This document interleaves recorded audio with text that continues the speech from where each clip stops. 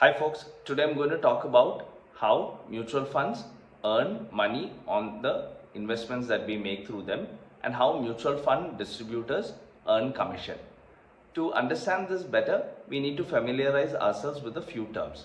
So let's start with the NAV or the net asset value of the fund.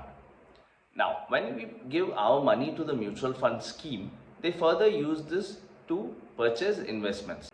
Now, an equity oriented fund which is categorized as a blue chip fund will buy into the top 100 stocks. They'll typically hold about 50 to 60 companies stock which is purchased at various price. When we put the value of all these stocks together, we get the total fund value. Now, any accumulated income will get added to this. For example, if dividends are issued to one particular stock, that gets added to the value of the fund. Similarly, the expenses are deducted from the fund. Expenses associated with the salaries of people who are managing the fund, who are researchers and analysts, advertising costs, marketing costs, distribution costs, all these expenses are deducted. And finally, you arrive at the fund value. So this is known as the net value of the fund. There's also something called TER or total expense ratio. This is SEBI regulated. SEBI says that a certain size of a fund will have to charge this much amount of expense ratio at the upper limit. So the total expense ratio is used to pay out all the expenses. Now, you'll find some videos where they're sensationalizing that TER is charged on a daily basis. Did you even know about this? Do you think it is correct, etc.? Yes, I know about it and I'm happy about it, because when I purchase a life insurance, I pay the premium and the fees are deducted upfront for the entire year. Similarly, when I go for any other service, normally where I'm charged upfront fee, that fee is used up whether I use the service or not. But the mutual fund charges expenses on a daily basis. So if I'm invested for a year, they charge me for a year. If I'm invested for 6 months, they charge me for 6 months. If I'm invested for 5 days, they charge me for 5 days. So the expense ratio being charged on a daily basis is a good factor.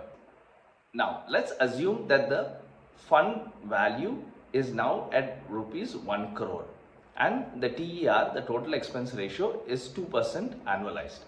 Therefore, for the year, I'm going to be charged 2 lakh rupees. But as I mentioned before, the TER is charged on a daily basis. So that is 2 lakh rupees divided by 365. So the daily expense comes to rupees 547.95. Now let us say that the fund has issued 1 lakh units and the fund value being 1 crore, the per unit cost is 100 rupees or the NAV is rupees 100. Now let us say that the next day the fund value goes up by 1%. Therefore, the fund is now valued at 1 crore 1 lakh. From this fund value of 1 crore 1 lakh, the expense of 547.95 is removed. So the fund value less expense becomes 1 crore 99,452 rupees and 5 paise. This is the net value of the fund. When this is divided by the total number of units, which in this case is 1 lakh rupees, then the NAV becomes 100.99. So this is a simple example to help us understand the functioning of NAV and TER. Obviously, it is a much more complex calculation which is highly nuanced, but for the purpose of understanding, we can work with this. Now, you can see that the fund value is what determines the amount which is paid out as expense. So if the fund value goes up, then the mutual fund stands to earn more. If the fund value goes down, they earn lesser. This is a great incentive for mutual funds to try and maximize profits, because when the value of your investments go up, the mutual fund also makes higher income. Similarly, a mutual fund distributor is paid out of this expense ratio and they are also paid on the current value of the fund. A mutual fund typically is issued in two ways. One is called as a regular scheme and one is called as direct scheme. The direct scheme is where you either go directly onto the website of the AMC and purchase it from them, or you use one of the platforms.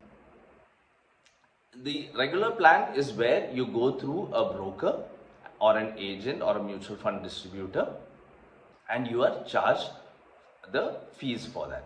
So if you look at the fact sheet of any of the fund houses, that will show clearly what is the TER, and it will show you what is the regular TER and the direct TER.